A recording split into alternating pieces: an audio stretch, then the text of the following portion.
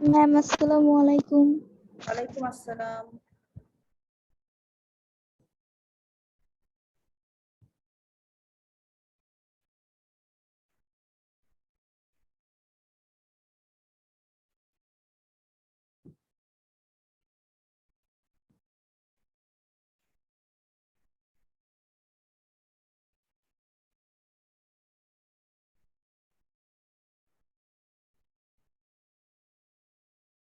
আসসালামু আলাইকুম miss.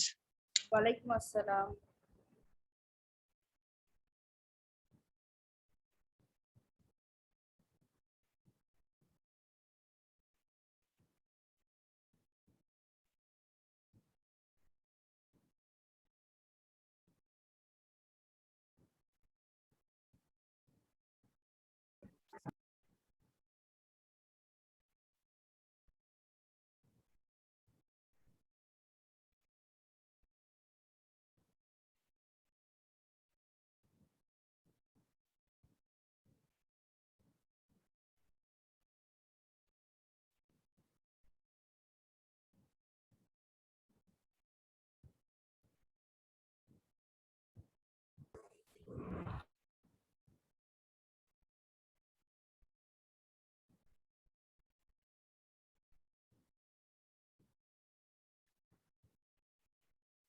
Ma'am আসসালামু আলাইকুম। ওয়ালাইকুম আসসালাম।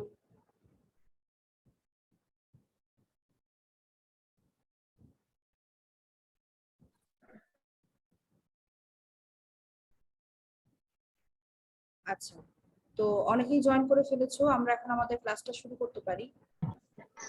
সবাই ম্যাম আসসালামু আলাইকুম। ওয়ালাইকুম আসসালাম। সবাই কেমন আছো?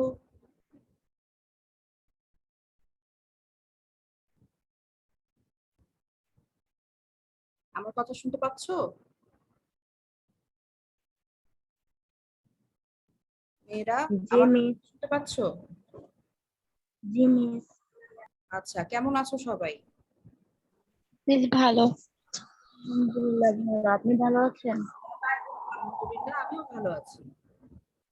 আচ্ছা, এখন আমরা আজকে একটা প্রবন্ধ পড়ব।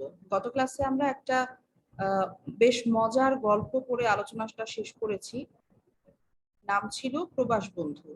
আজকে আমরা পড়ব একটা প্রবন্ধ। তো সবাই একটু আমাকে জানাবে স্ক্রিনে তোমরা বইটা দেখতে পাচ্ছ কিনা। দেখা যাচ্ছে?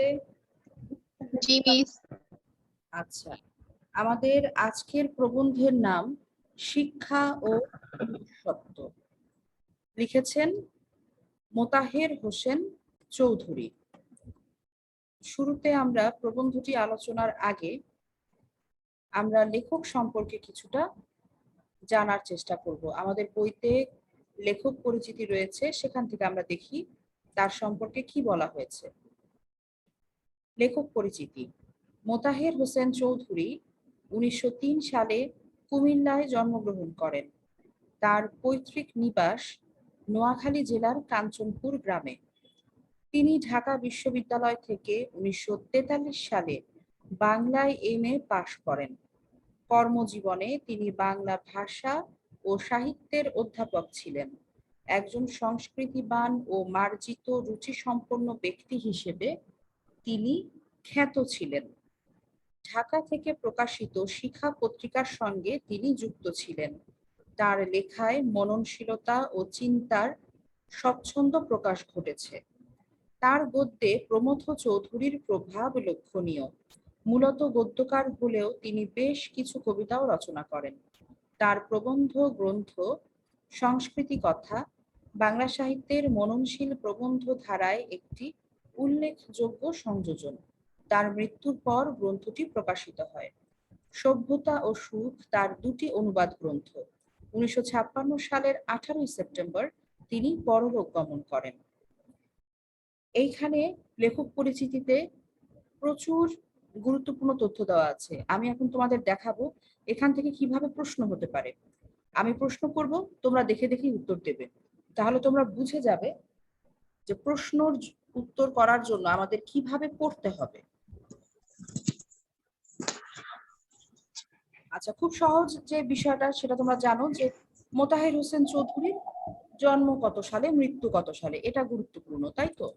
আচ্ছা, একটু ওয়েটিং রুমে আমি যাই, অনেকজন বসে আছে, একটু অপেক্ষা করো সবাই।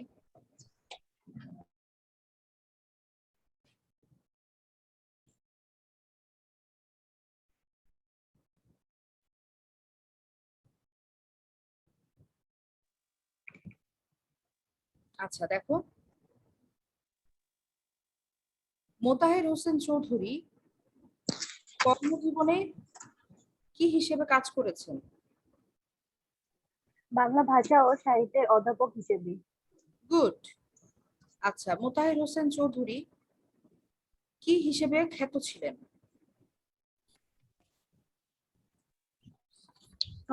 একজন সংস্কৃতিবান ও একজন মানবিক সংস্কৃতবান। সম্পন্ন ব্যক্তি হিসেবে। হ্যাঁ, ঠিক। আচ্ছা, তিনি কোন পত্রিকার সঙ্গে যুক্ত ছিলেন? শিক্ষা পত্রিকায়। শিখা।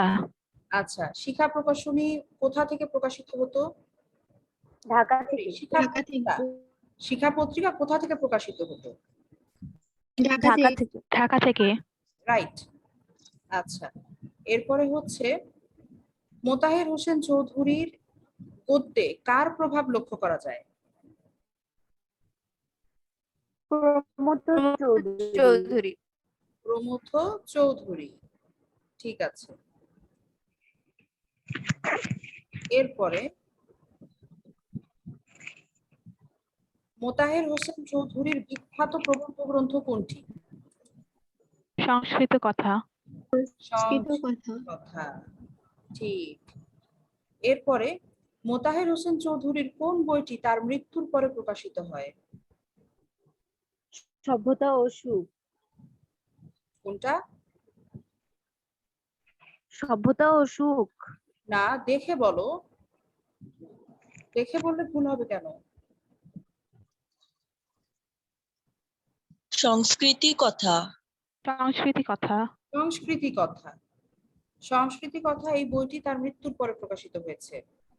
আচ্ছা, মোতাহের হোসেন চৌধুরীর দুটি অনুবাদ গ্রন্থের নাম বলো। সভ্যতা ও সুখ। সভ্যতা ও সুখ। হ্যাঁ, ঠিক। তারপরে মোতাহের হোসেন চৌধুরী কবে মৃত্যুবরণ করেছেন সেটা তো 1956 সালের 18 সেপ্টেম্বর। হ্যাঁ, ঠিক। তো এইভাবে দেখো, প্রতিটা সেন্টেন্স থেকে, প্রতিটা লাইন থেকে কিভাবে আমরা বহু নির্বাচনী প্রশ্নের জন্য পড়বো, কিভাবে জ্ঞানমূলক প্রশ্নের জন্য পড়বো, সেটা একটা ধারণা পেলে না সবাই? জি মিস। হ্যাঁ, এভাবে পড়তে হবে। তো এখন আমরা দেখবো এই শিক্ষা ও মনুষ্যত্ব এই প্রবন্ধটি পাঠের কি উদ্দেশ্য, কেন আমরা এটা পড়ব, এখান থেকে তোমরা কি শিখবে সেটা একটু দেখি।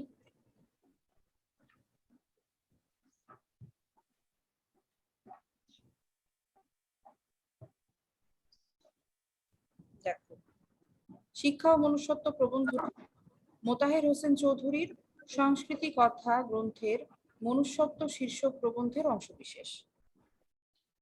তো পাঠ পরিচিতিতে আমরা দেখলাম যে শিক্ষা ও মনুষ্যত্ব এই প্রবন্ধটি কোন গ্রন্থের অন্তর্গত? সংস্কৃতি কথা। সংস্কৃতি কথা। সংস্কৃতি কোন কথা। প্রবন্ধের অংশবিশেষ এটা? মনুষ্যত্ব, ঠিক বলেছ। অর্থাৎ মোতাহের হোসেন চৌধুরী যখন লিখেছিলেন তখন তিনি মনুষ্যত্ব নামে একটা বড় প্রবন্ধ লিখেছিলেন। সেই প্রবন্ধটি সংস্কৃতি কথা গ্রন্থের অন্তর্ভুক্ত ছিল। তোমাদের জন্য এক মিনিট। মিস আসসালামু আলাইকুম। ওয়ালাইকুম আসসালাম। তো এই মূল প্রবন্ধটির নাম ছিল মনুষ্যত্ব। এই মূল প্রবন্ধটি আছে সংস্কৃতি কথা বইতে। তো সেই সংস্কৃতি কথা বইয়ের মনুষ্যত্ব নামের প্রবন্ধটা থেকে একটা অংশ নিয়ে নাম দেওয়া হয়েছে শিক্ষা ও মনুষ্যত্ব, এবং তোমাদের জন্য সেটা পাঠ্য করা হয়েছে, ঠিক আছে? তো মানুষের দুটি সত্তা, লেখক এখানে আমাদের জানিয়েছেন মানুষের সত্তা কয়টি? দুইটি। একটি তার জীব সত্তা, অপরটি মানব সত্তা বা মনুষ্যত্ব। আমি যখন প্রবন্ধটি পড়াবো তখন বিস্তারিত বর্ণনা করব, আপাতত পাঠ পরিচিতিটা পড়ি। জীব সত্তার প্রয়োজনে অন্ন বস্ত্রের চিন্তা থেকে মুক্তি এবং শিক্ষা লাভের মাধ্যমে মনুষ্যত্বের বিকাশ ঘটে। শিক্ষার ফলে মনুষ্যত্বের স্বাদ পেলে অন্ন বস্ত্রের সমস্যার সমাধান সহজ হয়ে ওঠে। শিক্ষার আসল কাজ মূল্যবোধ সৃষ্টি, জ্ঞান দান নয়। জ্ঞান মূল্যবোধ সৃষ্টির উপায় মাত্র। এই যে মানুষের দুটি সত্তা, কোন সত্তার কি কাজ, কোন সত্তার উন্নতির ফলে আমাদের জীবনে কি কি পরিবর্তন আসে বা উন্নতি সাধিত হয়, এই বিষয়গুলো আমরা জানতে পারবো আমাদের আজকের প্রবন্ধটি পাঠ করলে। এটা আমাদের শিখন ফল। আচ্ছা, দেখো এখানে কয়েকটা লাইন আছে যেগুলো তোমাদের একটু ভালোভাবে বোঝা প্রয়োজন। মানুষের দুটো সত্তা, একটা হচ্ছে জীব সত্তা আর একটা হলো মানব সত্তা বা মনুষ্যত্ব। ধরো জীব তো তারাই যাদের জীবন আছে। আমরা আমাদের জীবন আছে, আমরা জীব, আমাদের তাই জীব সত্তা আছে। ধরো একটি বিড়াল, সেও তো জীব, তাই না? তার জীবন আছে না? জি মিস। কিন্তু ওই বিড়ালটি কেবলই জীব, তার কিন্তু মানব সত্তা নেই বা মনুষ্যত্ব নেই, কারণ সে মানুষ নয়। মানুষেরই মনুষ্যত্ব থাকে। মানুষের দুটো সত্তা থাকে, একটা সে প্রথম কথা হচ্ছে সে জীবিত প্রাণী, তাই সে জীব, তার জীব সত্তা থাকবে। জীব সত্তার কারণে তার খাদ্য, বস্ত্র, এসবের চিন্তা, এসবের প্রয়োজন থাকবে। আরেকটা হচ্ছে মানব সত্তা বা মনুষ্যত্ব। মনুষ্যত্ব যখন আমাদের আসে তখনই আমরা মানুষ হয়ে উঠি, ঠিক আছে? না হলে আমরা কেবল অন্যান্য পশু পাখির মতোই একটা জীব হয়ে থাকতাম।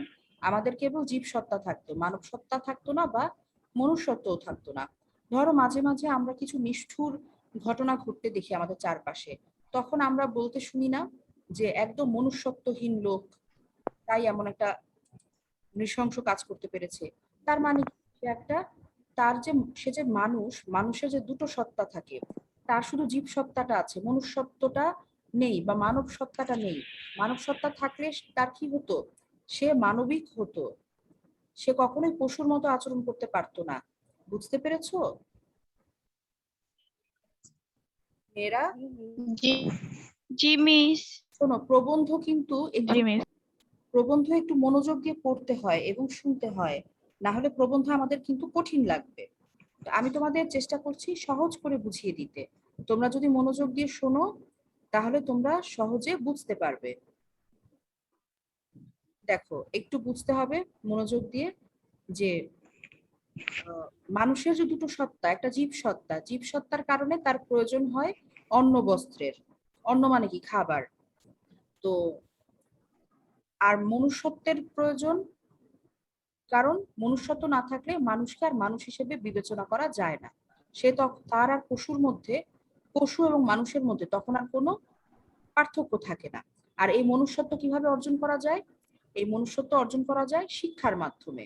যারা শিক্ষিত হয়, যারা শিক্ষিত হয়েছে আর যারা শিক্ষিত হতে পারেনি, তাদের আচরণের মধ্যে, কথাবার্তার মধ্যে, কাজকর্মের মধ্যে পার্থক্য আছে না? জি আছে, মিস। আছে কিন্তু। একজন শিক্ষিত মানুষ শিক্ষার মাধ্যমে মনুষ্যত্ব অর্জন করে, তাই সে যে কোনো খারাপ কাজ সহজে করতে পারে না। কিন্তু যে শিক্ষিত হয়নি, সে কিন্তু তার মনুষ্যত্বের বিকাশ সেভাবে ঘটবে না। সুতরাং তার আচার আচরণে আমরা অতটা উন্নতি দেখবো না বা মার্জিত আচরণ, মার্জিত রুচি দেখবো না। এটা হচ্ছে পার্থক্য। তো মনুষ্যত্ব লাভ করি আমরা কিভাবে? মনুষ্যত্ব লাভ করা যায় শিক্ষা অর্জনের মাধ্যমে, ঠিক আছে? এটাই হচ্ছে, এই কথাটুকুই হচ্ছে এই প্রবন্ধের মূল বক্তব্য। এখন আমরা যাব প্রবন্ধটা পাঠ করতে এবং সাথে সাথে আমরা আলোচনা করব।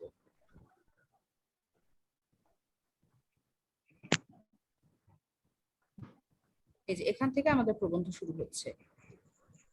মানুষের জীবনকে একটি দোতলা ঘরের সঙ্গে তুলনা করা যেতে পারে।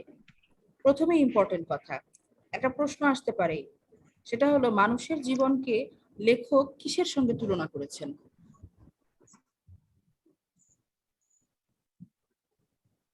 কিসের সঙ্গে তুলনা করেছেন মানুষের জীবনকে? দোতলা দোতলা ঘরের সঙ্গে। হ্যাঁ, একটি দোতলা ঘরের সঙ্গে তুলনা করেছেন। জীব সত্তা সেই ঘরের নিচের তলা আর মানব সত্তা বা মনুষ্যত্ব উপরের তলা। এই যে মানব জীবনকে লেখক একটি দোতলা ঘরের সঙ্গে তুলনা করলেন, সেখানে কি আছে? সেখানে নিচ তলাটা হচ্ছে জীবসত্তা, আর উপরের তলা বা দোতলাটা হচ্ছে মানব সত্তা বা মনুষ্যত্ব। এগুলো ইম্পর্টেন্ট। দাগ উপর তলাকে কিসের সাথে তুলনা করেছেন, নিচের তলাকে কিসের সাথে তুলনা করেছেন, তখন কিন্তু নিচের তলাকে মানে জীবসত্তার বদলে মনুষ্যত্ব বলে দিলে হবে না। এই জন্য খুব ভালোভাবে এই লাইনগুলো দাগাও এবং বোঝো। তারপর দেখো, জীবসত্তার ঘর থেকে মানব সত্তার ঘরে, তোমাদের ওখান থেকে শব্দ আসছে, মিউট করো। জীবসত্তার ঘর থেকে মানব সত্তার ঘরে উঠবার মই হলো শিক্ষা। তাহলে আমরা কিভাবে জীবসত্তার ঘর থেকে উপরের ঘরে উঠবো, মনুষ্যত্বের ঘরে?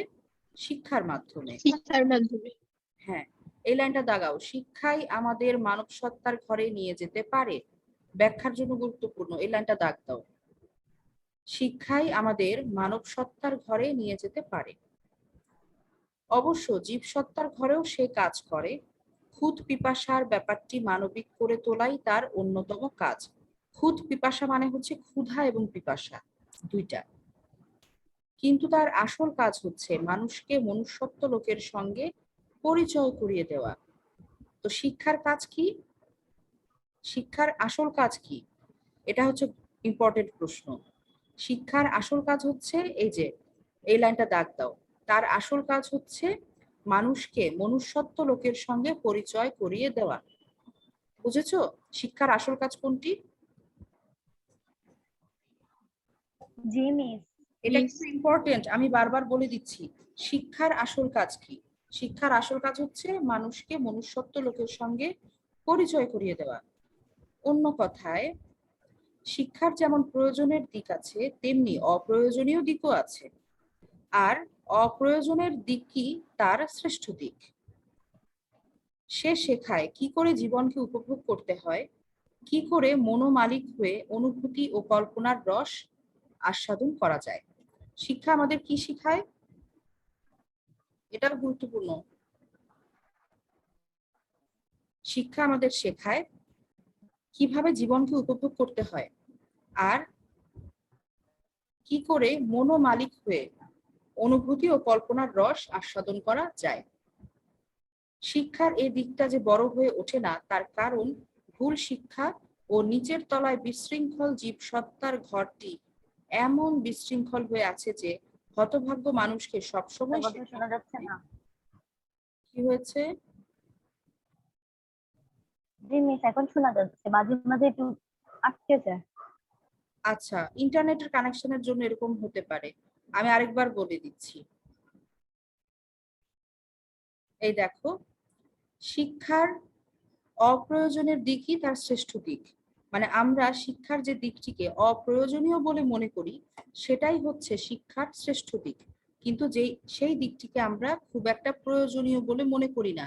আমরা মনে করি শিক্ষার এই দিকটি অপ্রয়োজনীয়। কি দিক সেটা? সে শেখায় কি করে জীবনকে উপভোগ করতে হয়। এই সেটাকে শিক্ষা। শিক্ষা আমাদের শেখায় কি করে জীবনকে উপভোগ করতে হয়, কি করে মনোমালিক হয়ে অনুভূতি ও কল্পনার রস আস্বাদন করা যায়। শিক্ষার এ দিকটা যে বড় হয়ে ওঠে না, তার কারণ ভুল শিক্ষা ও নিচের তলায় বিশৃঙ্খল। মানে নিচের তলা মানে কি? জীবসত্তা।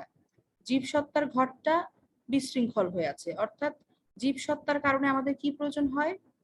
খাদ্য, বস্ত্র, বাসস্থান, এগুলো প্রয়োজন হয়, কারণ আমরা জীব। জীবসত্তার যে প্রয়োজন সেটা সকল জীবের জন্য প্রয়োজন। যেমন মানুষের যেমন জীবসত্তা আছে, মানুষ একটি জীব, তাই তার খাবারের প্রয়োজন হয়। তেমনি অন্য আরো যত জীব আছে আমাদের চারপাশে, এই যে গরু আছে, বেড়াল আছে, একটা কাক, একটা চড়ুই, এরা সবাই জীব। তো এদের সবারই তো খাদ্যের প্রয়োজন আছে। তো জীবসত্তার প্রয়োজনগুলো সাধারণ প্রয়োজন, মানে সবার মধ্যেই আছে। হ্যাঁ, কি বলছো? আসসালামু আলাইকুম মিস। ওয়ালাইকুম আসসালাম। জীবসত্তায় কি হয়? জীবসত্তার প্রয়োজনগুলো সকল জীবের মধ্যে প্রয়োজন থাকে। আমারও খাদ্যের প্রয়োজন আছে, একটি যে চড়ুই পাখি তারও খাদ্যের প্রয়োজন আছে। তো জীবসত্তার ঘর আমাদের, যেটা লেখক বলছেন, দুটো মানুষের জীবন দুটো তলার মতো, নিচ তলায় জীবসত্তা, উপর তলায় মানব সত্তা বা মনুষ্যত্ব। তো জীবসত্তায় কি হয়, খাদ্যের চিন্তা, আমরা যেহেতু মানুষ, আমাদের বস্ত্রের চিন্তা, আমাদের চিকিৎসার চিন্তা, এই যে প্রাথমিক যে চাহিদা, মৌলিক চাহিদাগুলো, এই চাহিদা নিয়ে আমরা এতটা ব্যস্ত থাকি সারা জীবন যে আমরা শিক্ষার যে আরো দিক আছে, জীবনকে উপভোগ করা, কল্পনার রস আস্বাদন করা, এই জিনিসগুলোর দিকে আমরা মনোযোগ দিতে পারি না। আমরা সারাদিন কেবল এই খাদ্য, বস্ত্র, বাসস্থান এগুলোর চিন্তায় আমরা চিন্তিত হয়ে থাকি। সেটাই লেখক বোঝাতে চেয়েছেন, যে জীবসত্তার ঘরটি এমন বিশৃঙ্খল হয়ে আছে যে হতভাগ্য মানুষকে, হতভাগ্য মানে কি, যার ভাগ্য খারাপ, দুর্ভাগা, তো হতভাগ্য মানুষকে সবসময় সে সম্বন্ধে সচেতন থাকতে হয়। অর্থাৎ একটা মানুষকে সারাক্ষণ তার জীবসত্তার ব্যাপারগুলো নিয়েই ব্যস্ত থাকতে হয়। সে টাকা রোজগার করার চেষ্টা করে, কারণ তাকে খাবার কিনতে হবে, তার একটা বাসস্থান প্রয়োজন, তার পোশাক প্রয়োজন, এই প্রয়োজনগুলো জীবসত্তার প্রয়োজন। তো এই প্রয়োজনগুলো মেটাতে গিয়ে সে সারাক্ষণ এমন ব্যতিব্যস্ত থাকে যে ওপরের তলার কথা তার মনেই আসে না। এই লাইনটা দাগ দাও, জীবসত্তার ঘরটি এমন বিশৃঙ্খল হয়ে আছে যে হতভাগ্য মানুষকে সবসময় সে সম্বন্ধে সচেতন থাকতে হয়। এই কথাটির ব্যাখ্যা করো। আচ্ছা, হতভাগ্য মানুষকে সবসময় সে সম্বন্ধে সচেতন থাকতে হয়, উপরের তলার কথা সে মনেই আনতে পারে না। উপরের তলার কথা কি, মানব সত্তা বা মনুষ্যত্ব, মনুষ্যত্বের সাথে জড়িত যে বিষয়গুলো সেগুলো তার মাথায় আসে না। সে শুধু সারাদিন তার খাদ্য, বস্ত্র, বাসস্থান এইসব প্রয়োজন মেটাতেই ব্যস্ত থাকে। মেয়েরা, প্রবন্ধটা কি তোমাদের কাছে কঠিন মনে হচ্ছে, নাকি আলোচনা করে দেওয়ার পর বমি সহজ মনে হচ্ছে? বুঝতে পারছো? সহজ মনে জি মিস। হচ্ছে। আচ্ছা, দেখো তারপর, অর্থ চিন্তার নিগড়ে সকলে বন্দী। নিগড় মানে হচ্ছে শৃঙ্খল বা বন্ধন, বেড়ি, শেকল, শেকল চিনো, লোহার শেকল হয় যে, জি মিস, জি মিস। শিকল হচ্ছে, হ্যাঁ, সেই শিকলকে বলে নিগড়। অর্থ চিন্তার নিগড়ে সকলে বন্দী, দাগ দিবে লাইনটা, অর্থ চিন্তার নিগড়ে সকলে বন্দী। ধনী দরিদ্র সকলেরই অন্তরে সেই একই ধ্বনি উত্থিত হচ্ছে, চাই চাই আরো চাই। মানে ধনী হোক দরিদ্র হোক, সকলের অন্তরে শুধু অর্থের চিন্তা। যার 10 টাকা আছে তার 20 টাকা চাই, যার 100 টাকা আছে তার 1000 টাকা চাই, সবারই শুধু চাই।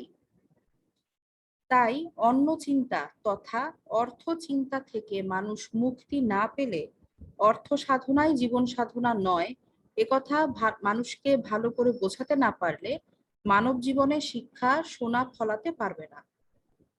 মানে কেবলমাত্র টাকা পয়সা বা অর্থের পেছনে ছোটাই যে মানব জীবনের উদ্দেশ্য নয়, মানুষের যে আরো মহৎ কাজ করার আছে, সেই কথা যদি মানুষ না বুঝে, অর্থ চিন্তা থেকে যদি মানুষ মুক্তি না পায়, তাহলে কি হবে, তাহলে মানব জীবনে শিক্ষা কোনো ফল দিতে পারবে না। সোনা ফলানো মানে একটা ফল দেওয়া, সুফল, সেই ফল আসবে না। মানুষ যদি কেবলই টাকার চিন্তা করে, তাহলে কি সে কোনো মহৎ কাজে আর নিজেকে ব্যস্ত রাখতে পারবে? সে তো শুধু টাকার পেছনেই ছুটবে, শুধু টাকা আর টাকা উপার্জন করার চিন্তায় সে ব্যস্ত। তার তো মানে মানুষ হিসেবে যে মানবিক দায়িত্ব, মনুষ্যত্বের যে বিকাশ, সেটা তার ঘটবে না। ফলে শিক্ষার সুফল হবে ব্যক্তিগত। মানে কি, যে আমি শিক্ষিত হয়েছি, আমি সেই শিক্ষাকে কাজে লাগিয়ে শুধুই টাকা উপার্জন করছি। হ্যাঁ, আমি ধরো ব্যবসা নিয়ে পড়াশোনা করেছি, ব্যবসা নিয়ে পড়াশোনা করে আমি অনেক বড় ব্যবসায়ী হয়ে গেলাম, এখন শুধু আমি টাকা উপার্জন করি, শুধু জিনিসপত্র নিয়ে ব্যবসা করি, কলকারখানা স্থাপন করি, সেখানে জিনিস পণ্য উৎপাদন করি, বিক্রি করি, ব্যবসা করি, লাভ হয়, আমি শুধু বড়লোক হয়ে যাচ্ছি, অনেক টাকা অনেক টাকা। তো এটা তো আমার ব্যক্তিগত লাভ, এই সুফলটা ব্যক্তিগত, সমাজের তেমন কোনো উপকার হচ্ছে? আমি কি সমাজের মানুষের জন্য কিছু করছি? আমি তো সমস্ত টাকা নিজে উপার্জন করছি, সমস্ত টাকা নিজেই খরচ করছি। মানুষকে তো কোনো, এখানে তো মনুষ্যত্বের কোনো কাজ নাই, আছে? এই জন্য বলা হয়েছে যে শিক্ষার সুফল হবে ব্যক্তিগত। এখানে সেখানে দু একটি মানুষ শিক্ষার আসল উদ্দেশ্যটি উপলব্ধি করতে পারবে, কিন্তু বেশিরভাগ লোকই যে তিমিরে সে তিমিরেই থেকে যাবে। তিমির মানে অন্ধকার। তিমির অর্থ কি? অন্ধকার। অন্ধকার। তো মানুষ যদি শিক্ষার আসল লাভ বা উদ্দেশ্যটা অনুধাবন করতে না পারে, তাহলে সে শিক্ষিত হলেও যে অন্ধকারে ছিল সেই অন্ধকারেই সে রয়ে যাবে, অর্থাৎ তার মনুষ্যত্বের কোনো বিকাশ হবে না। এরপর তাই অন্য চিন্তার নিগড় থেকে মানুষকে মুক্তি দেওয়ার যে চেষ্টা চলেছে তা অভিনন্দনযোগ্য। মানে অন্য চিন্তার নিগড় মানে অন্য চিন্তার যে শিকল বা বন্দিত্ব, সেটা থেকে মানুষকে মুক্তি দেওয়ার জন্য যদি যে চেষ্টাটা চলছে সেই চেষ্টাটাকে লেখক অভিনন্দন জানিয়েছেন। কিন্তু লক্ষ্য সম্বন্ধে সচেতন না থাকলে সে চেষ্টাও মানুষকে বেশি দূর নিয়ে যেতে পারবে বলে মনে হয় না। মানুষের জীবনের লক্ষ্য কি, সেই লক্ষ্য সম্পর্কে যদি মানুষ সচেতন না হয়, তাহলে এই মানুষকে অন্য চিন্তার থেকে মুক্তি দেওয়ার চেষ্টাটাও মানুষের বেশি দূর উন্নতি করতে পারবে না। এবার দেখো, লেখক আমাদের কিছু উদাহরণ দিচ্ছেন যাতে আমরা বুঝতে পারি। কারারুদ্ধ আহার তৃপ্ত মানুষের মূল্য কতটুকু? কারারুদ্ধ মানে কি? মানে জেলখানায় আবদ্ধ। কারা মানে জেলখানা, আর রুদ্ধ মানে বন্দি। তো কারারুদ্ধ মানে জেলখানায় বন্দি। আহার তৃপ্ত মানে আহার করে যে তৃপ্ত হয়েছে, খাবার খেয়ে যে তৃপ্ত হয়েছে সে আহার তৃপ্ত। কারারুদ্ধ আহার তৃপ্ত মানুষের মূল্য কতটুকু? সেই জীবনের কোনো মূল্য আছে? সে কারাগারে বন্দি, সে শুধু 3 বেলা ভালো করে পেট ভরে খেতে পারছে। এটাই কি তার জীবনের সমস্ত চাওয়া পাওয়া শেষ? তার জীবনে আর কিছু নেই? কি মনে হয় তোমাদের? ধরো তোমাদেরকে যদি বলি যে তোমাকে 3 বেলা খাবার দিব, ভালো ভালো খাবার পেট ভরে খাবে, কিন্তু ঘর থেকে বেরোতে পারবে না, ঘরের মধ্যে তালা, একটা মাত্র জানালা থাকবে, সে জানালা দিয়ে তুমি বাইরের আকাশ দেখবে কিন্তু জীবনেও বের হতে পারবে না, ঘরের মধ্যে বন্দি থাকতে হবে। তোমরা রাজি হবে? না No, miss. না। হ্যাঁ, স্বাধীনতা ছাড়া থাকা সম্ভব না। হ্যাঁ, এভাবে থাকা সম্ভব না। অর্থাৎ মানুষের যে নিচের তলার প্রয়োজন, অর্থাৎ জীবসত্তার প্রয়োজন খাবার। মূল কথা, প্রথম চাহিদা হচ্ছে খাবার। সুতরাং খাবারের চিন্তা থেকে মুক্ত হয়ে গেলেই কি মানুষের জীবনের সমস্ত কিছু অর্জন হয়ে যায়? হয় না। যদি হতো তাহলে কারাবন্দী মানুষরা হতো পৃথিবীর সবচেয়ে সুখী মানুষ। তারা খুশি মনে হাসি মুখে জেলখানায় চলে যেত, তাই না ব্যাপারটা? আচ্ছা, তাহলে দেখো, এই যে প্রচুর অন্ন বস্ত্র পেলে, আচ্ছা রাহি নামে একটা মেয়ে, বারবার আমি ওকে অ্যাডমিট করছি, ও কি কোন সেকশনের জানো? মিস ও হিউম্যানিটিস আমাদের সাথে। আচ্ছা, কোনো রোল নাম্বার নাই, আমি অ্যাডমিট করছি কিন্তু বেরিয়ে যাচ্ছে বারবার। মিস মনে হয় নেটের প্রবলেম হচ্ছে ওর। হ্যাঁ, হতে পারে। আচ্ছা দেখো, প্রচুর অন্ন বস্ত্র পেলে আলো হাওয়ার স্বাদ বঞ্চিত মানুষ কারাগারকেই স্বর্গতুল্য মনে করে, কিন্তু তাই বলে যে তা সত্য সত্যই স্বর্গ হয়ে যাবে তা নয়। বাইরের আলো হাওয়ার স্বাদ পাওয়া মানুষ প্রচুর অন্ন বস্ত্র পেলেও কারাগারকে কারাগারই মনে করবে, এবং কি করে তা থেকে মুক্তি পাওয়া যায় তাই হবে তার একমাত্র চিন্তা। একটা মানুষ যে কখনো বাইরের পৃথিবীতে আসে নাই, ঘরেই বন্দি, কারাগারেই বন্দি, সে হয়তো খাবার পেলে ওই কারাগারকেই মনে করবে এটা স্বর্গের মতো সুন্দর জায়গা। কিন্তু আলো হাওয়া পেয়েছে মানে বাইরের জগতের সাথে পরিচিত এমন কোনো মানুষকে যদি তুমি সারাদিন শুধু খেতে দাও, সুন্দর সুন্দর পোশাক দাও, কিন্তু কারাবন্দি করে রাখো, তার কারাগারকে স্বর্গ মনে হবে না, তার কারাগারকে কারাগারই মনে হবে সে শাস্তি পাচ্ছে, এবং এই কারাগার থেকে কিভাবে বেরিয়ে যাওয়া যায় সেটাই হবে তার একমাত্র চিন্তা। আচ্ছা, তারপর দেখো, আকাশ বাতাসের ডাকে যে পক্ষী আকুল, সে কি খাঁচায় বন্দী হবে সহজে দানা পানি পাওয়ার লোভে? অন্ন বস্ত্রের প্রাচুর্যের চেয়েও মুক্তি বড়, এই বোধটি মানুষের মনুষ্যত্বের পরিচায়ক। সবাই ভালো করে দাগ দাও এই লাস্ট লাইনটা। অন্ন বস্ত্রের প্রাচুর্যের চেয়েও মুক্তি বড়, এই বোধটি মানুষের মনুষ্যত্বের পরিচায়ক। এটা খুব খুব খুব গুরুত্বপূর্ণ একটা লাইন। ব্যাখ্যার জন্য নানান রকম আর কি প্রশ্ন এখান থেকে প্রায় আসে এরকম, ঠিক আছে? খুব গুরুত্বপূর্ণ এই বিষয়টা আমাদের জন্য বোঝা। তো অন্ন বস্ত্রের প্রাচুর্যের চেয়েও আমাদের কি বেশি দরকার? মুক্তি বেশি দরকার। এবং এই যে এই বোধটা মানুষের মধ্যে যে বোধটা তৈরি হবে, এই বোধটাই মনুষ্যত্বের পরিচায়ক। অর্থাৎ এই বোধটা যার আছে, বুঝতে হবে তার মনুষ্যত্ব আছে। যার মনুষ্যত্ব নেই, যে কেবলই একটা জীব, সেই শুধু কি করবে? খাবার দাবার নিয়ে সন্তুষ্ট থাকবে। কিন্তু একটা মানুষ যার মনুষ্যত্ব আছে, সে চিন্তা করবে কি? অন্ন বস্ত্রের প্রাচুর্যের চেয়েও মুক্তি বড়। যে মানুষ যার মনুষ্যত্ব আছে, তার কাছে সে শুধু অন্ন বস্ত্রের প্রাচুর্য পেলেই সুখী হবে না, তার কাছে মুক্তিটা বড়। অন্ন বস্ত্র এবং অন্ন বস্ত্রের প্রাচুর্য এবং মুক্তি, এই দুটোকে যদি পাশাপাশি রাখো, তাহলে তার কাছে বড় হবে কোনটি? মুক্তি। সে মুক্ত হতে চাইবে। অন্ন বস্ত্রের প্রাচুর্যের চেয়েও মুক্তিটাই বড়, এবং এই বোধটি মানুষের মনুষ্যত্বের পরিচায়ক।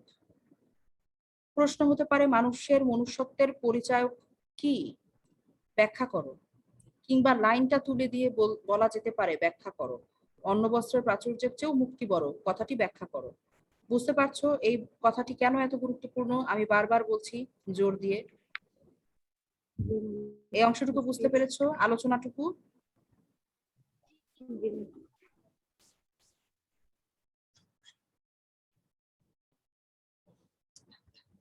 মেয়েরা বুঝতে পেরেছো?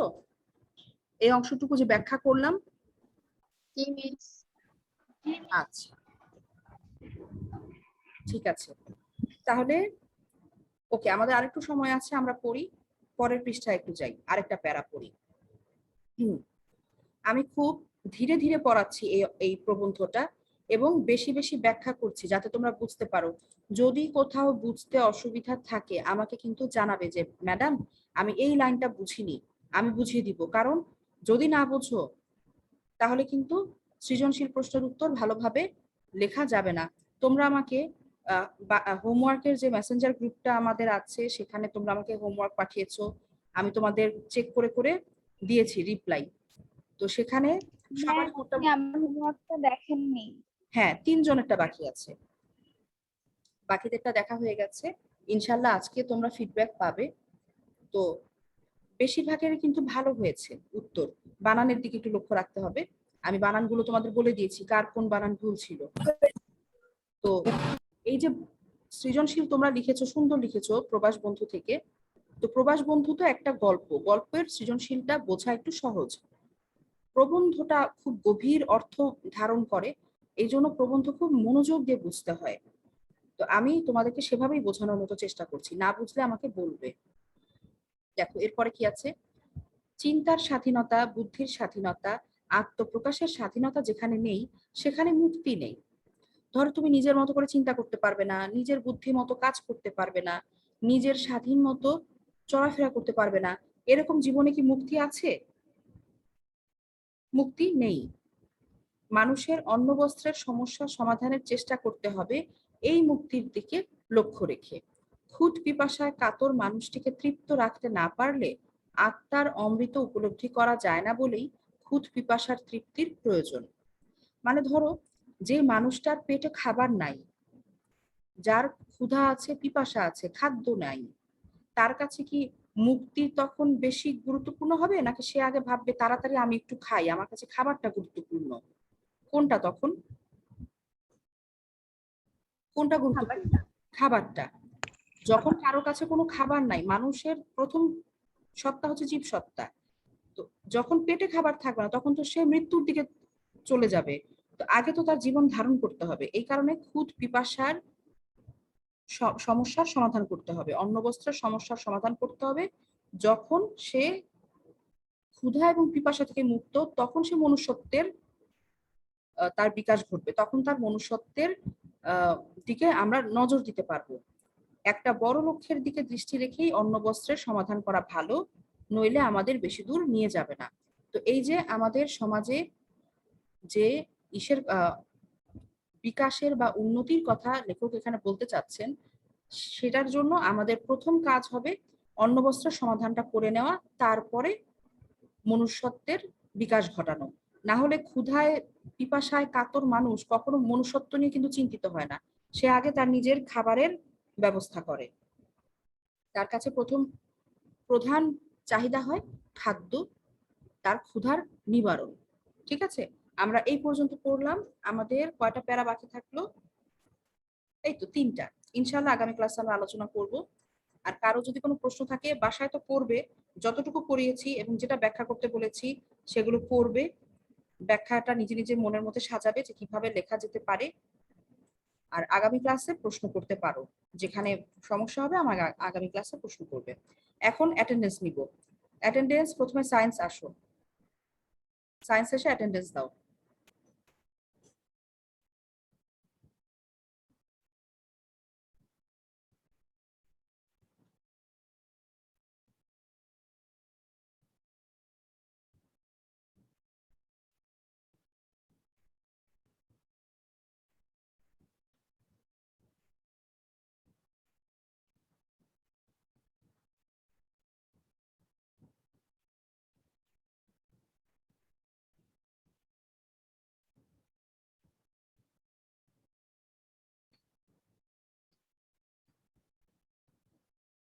সায়েন্স কি সবার শেষ?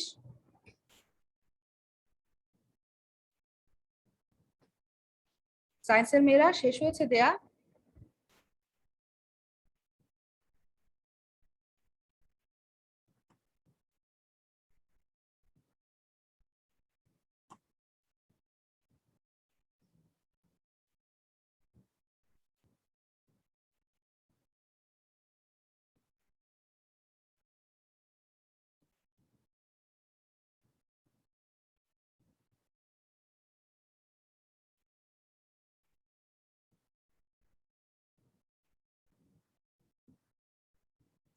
আচ্ছা, এবারে হিউম্যানিটিস চলে এসো।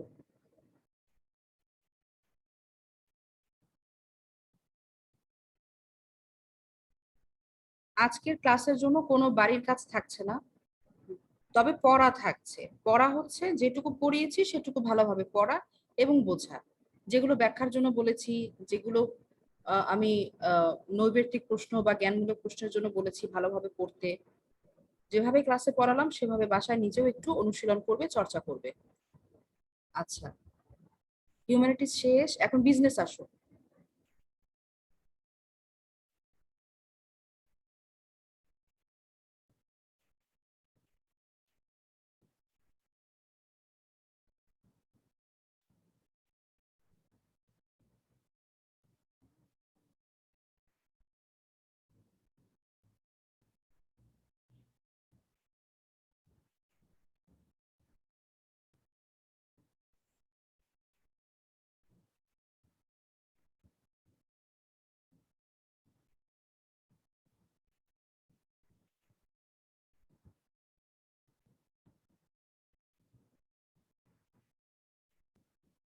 সবার কি অ্যাটেন্ডেন্স দেওয়া শেষ হয়েছে?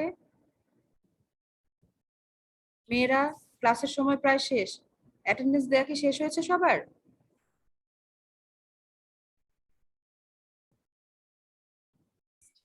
জি মিস। আচ্ছা, ঠিক আছে, সবাই ভালো থেকো, সুস্থ থেকো। আগামী ক্লাসে ইনশাআল্লাহ সবার সাথে আবার দেখা হবে। বাসায় যেভাবে পড়তে বলেছি সেভাবে একটু পড়বে। ঠিক আছে, আজকে ক্লাস থেকে বিদায় নিচ্ছি। আল্লাহ হাফেজ। ম্যাম আসসালামু আলাইকুম। ওয়ালাইকুম আসসালাম। আসসালামু আলাইকুম। ওয়ালাইকুম আসসালাম।